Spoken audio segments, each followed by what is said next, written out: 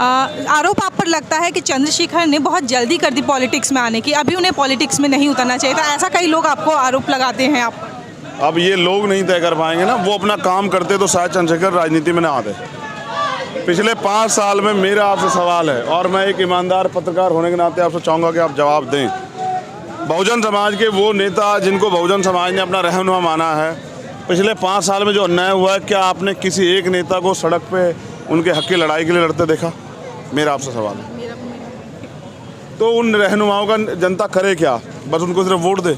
2 अप्रैल जैसा इशू हुआ, 17 लोगों की जान गई, 1000 लोगों मुकदमे लगे। नेताओं ने एक लाइन से कह दिया मैं रहनुमाओं की बात कर रहा हूँ। व्यक्तिगत रूप से मैं सबका सम्मान करता हूँ, लेकिन जब आप अपने लोगों की ज़िंदगी की लड़ाई पे आएंगे, उनके हकों की लड़ाई पे आएंगे, तो आपको बोलना पड़ेगा। तो 2 अप्रैल के मामले में ये हमारे नेताओं की तरफ से कह देगा कि हमारा इनसे कोई ताल्लुक़ नहीं है। जब आप ये लाइन कह देते हैं ना, तो सरकार को आप छूट देते थे कि इनको खूब पीटो, इन पर झूठे मुकदमे लगाओ, इनकी खाल खींच लो। तो मैं समझता हूँ कि एक चंद्रशेखर की नहीं, हज़ारों चंद्रशेखर की ज़रूरत है। और मैं जानना चाहता हूँ क्या कितने ऐसे लोग हैं जो 25-25 साल के लोग, जो है 26-26 साल के लोग सदन में गए, लोकसभा में 34-35 साल का चंद्रशेखर जा रहा है, गरीब का बेटा। तो तकलीफ हो रही है।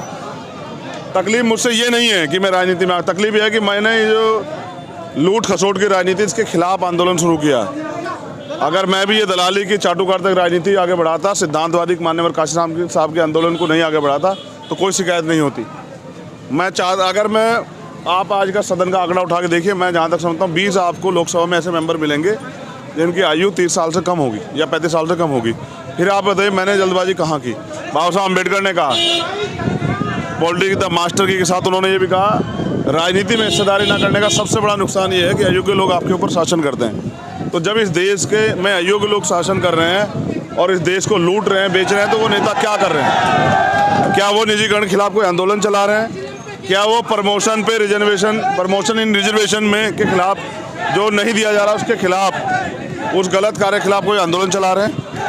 क्या वो नौजवानों को रोजगार नहीं मिल रहा इसके खिलाफ कोई आंदोलन चला रहे हैं? क्या सरकार ने महंगाई भ्रष्टाचार बढ़ाया है? क्या वो नेता के खिलाफ कोई आंदोलन चला रहे हैं? बेसिक वो नेता कर क्या रहे हैं? वो सिर्फ और सिर्फ जनता की वोट डकार रहे हैं और चैन से ऐसी कमरों में पड़ के सो रहे हैं। अच्छा, यूक्रेन और रूस का मामला बहुत चल रहा है, हजारों बच्चे वहाँ फंसे हुए हैं, लेकिन जो मौजूदा सरकार है, जो एमबेसी है, वो वहाँ से बातचीत नहीं हो रही है। आप सरकार में है तो वो स्टूडेंट के लिए क्या करने जा रहे हैं? मैं यही कह रहा हूँ ना, वो नेता जो वोट मांग रहे हैं, उन नेताओं को ये दिख नहीं रहा है कि वो बच्चे वहाँ तकलीफ में हैं। सरकार की जिम्मेदारी बनती है देश के अंतिम व्यक्ति को सुरक्षित करना। मैंने प्रधानमंत्री से अपील की थी। मैं समझता हूँ ये सरकार की जिम्मेदारी, सरकार को करना चाहिए था। उन बच्चों को जितना जल्दी हो सके वहाँ से निकालना चाहिए, उनकी सुरक्षा सुनिश्चित होनी चाहिए। और अगर ऐसा नहीं होता तो सरकार में विफल है। लेकिन आप देखें ना, निजीकरण करके जो एयर इंडिया जो सरकारी हमारी वो थी जहाज प्रणाली, जो हमारे सरकारी वो थी, एक तरह से ना एक डिपार्टमेंट था जिसमें हमारे पास खूब जहाज और खूब तरह की व्यवस्थाएं थी, लेकिन आज वो निजीकरण करके प्राइवेट कर दी गई है। उन संपत्तियों को बेच दिया गया है। अब मैं जानना चाहता हूं कि गरीब लोग कैसे आएंगे? उन्होंने रेट बढ़ा दिए वहाँ 4-4 गुने। जो पहले फ़्लाइट का रेट था 20,000 रुपये, वो अब 80,000 रुपये में आ रहा है। तो इसकी मार किसे पड़ रही है इस इमरजेंसी के दौर में, जहाँ यूक्रेन में इमरजेंसी है और लोग ये चाहते हैं कि वो आसानी से अपने परिवार के हमने तो कह दिया वहाँ जाने की ज़रूरत ही क्या थी जब हम यहाँ इंडिया में। तो यहाँ जो पढ़ाई यहाँ 1 करोड़ रुपए की, वहाँ 20 लाख में हो रही है। यहाँ इस देश में भारतीय जनता पार्टी के लोग देश को लूट रहे हैं, और जो गरीब लोग हैं वो प्रयास कर रहे हैं कि सीमित पैसे में अपनी पढ़ाई पूरी कर ले। इसलिए हमने कहा ना अपने मैनिफेस्टो में, आपने पूछा ना क्यों ज़रूरत पड़ी, हमें चाहते हैं कि पैसे की कमी कारण कोई गरीब, कोई कमज़ोर वर्ग का बच्चा जो है वो पढ़ाई से वंचित न रह जाए, इसलिए हम लोग आंदोलन चलाए। एक बस आखिरी सवाल चंद्रशेखर, परिवार का कैसा साथ मिल रहा है? परिवार किस तरह से खुश हैं, क्या कह रहे हैं, उनका क्या रिएक्शन है? ये परिवार है, मेरा परिवार ये है जिस परिवार के लिए मैं अपनी जान की परवाह न करे बगैर लग रहा हूँ, और मैं इसी परिवार की तरक्की के लिए लड़ना चाहता हूँ। मैं चाहता हूँ कि ये शोषित वर्ग के लोग जो मेहनत ईमानदार से काम कर रहे हैं, इनके हाथ में राजनीतिक व्यवस्था आ जाए, राजनीतिक शक्ति आ जाए, जिससे कि ये इस परिवर्तन के दौर में अपने जीवन में खुशहाली ला सकें। और मैं चाहता हूँ मेरे जैसे 1000 लोग तैयार हो जाएं, लाख लोग तैयार हो जाएं, कि एक चंद्रशेखर की जरूरत ना पड़े। हजारों चंद्रशेखर बलिदान होंगे, तब जाके बहुजन समाज का यहाँ राज आएगा। नामांकन के समय आपकी बीवी पे, बच्चों पे ये कह दिया गया था इन्होंने छिपाया है शादी को लेकर के। देखिए, मैं ये नहीं चाहता ना कि वो लोग राजनीतिक शिकार हो जाएं, क्योंकि ये जो सरकार है वर्तमान की, ये तानाशाही सरकार है।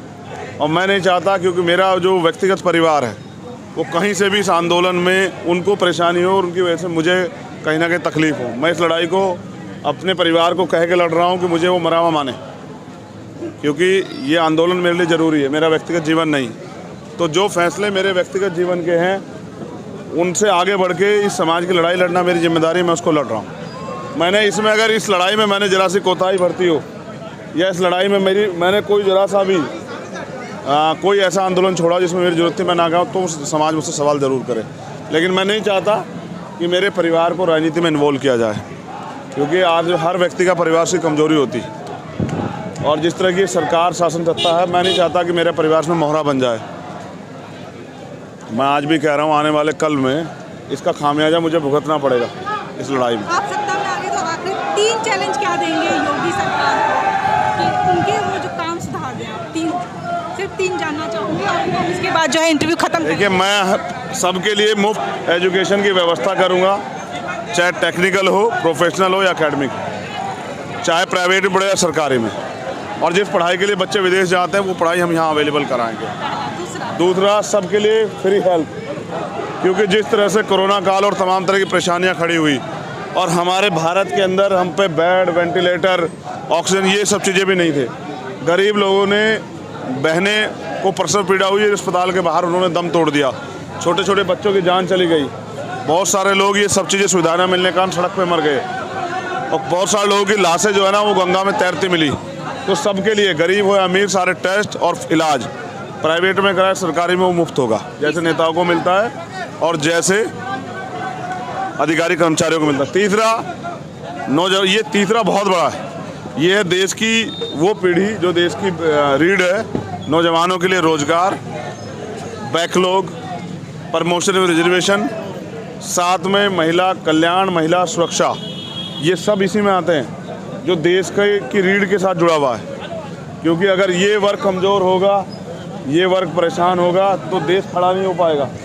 इसलिए ये सबसे महत्वपूर्ण है। और मुद्दे इतने हैं कि उनको नंबर से नहीं जस्टिफाई किया जा सकता, लेकिन काम तो करना है। तो धीरे धीरे सब चीज़ों पे काम करना है, जो जहाँ से भी बुनियादी सुविधा और अधिकार कमज़ोर वर्ग के लोगों को मिल सकते हों और मिलने चाहिए, उन पे सब पे काम करना है। तो हमारे साथ थे चंद्रशेखर आज़ाद और गोरखपुर से लड़ रहे हैं, उस सीट से जहां से योगी आदित्यनाथ लड़ रहे हैं, जो मौजूदा समय में मुख्यमंत्री भी हैं।